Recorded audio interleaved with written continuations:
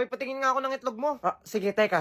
About kasi ito sa project natin, pili ko yung akin kasi mali. Ito nga, check mo nga kung malaki yung akin. Ano ginagawa mo? So, class, to find the value of x. Huwag nyo na hanapin kasi wala namang halaga yan eh. Joke siya. Sino tumawa exempted sa exam? Anak, bakit ka sumisigaw? Papa, yung aso natin nagsasalita. Ano ka ba naman, anak? Walang aso na nagsasalita. Anong pinagsasabi na itong anak mo? Hindi ko nga alam sa anak ko. Uy, bakit may aso nagsasalita? Okay guys, so yun lang po lahat ng topic namin. Any more questions? Ano, may masasabi ba kayo? Wala rin naman. Wala? Masyado maganda. Oo, maganda topic nila. Yun. Thank you. Ay, wait. Ako may 5 questions ako about sa topic ninyo. Isa-isa ko kayong tatanungin na siguraduhin yung masasagot niya lahat ha.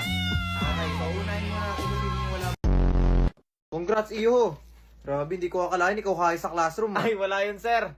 Nag-review lang na maayos. Nag-review. Nahirapan ka ba sa part na ang topic, no? Limitangere. Ay, upo, sir, ang hirap. Buti na nga lang, inaral ko na maayos. Ay, wala naman no limitangere sa exam, ah.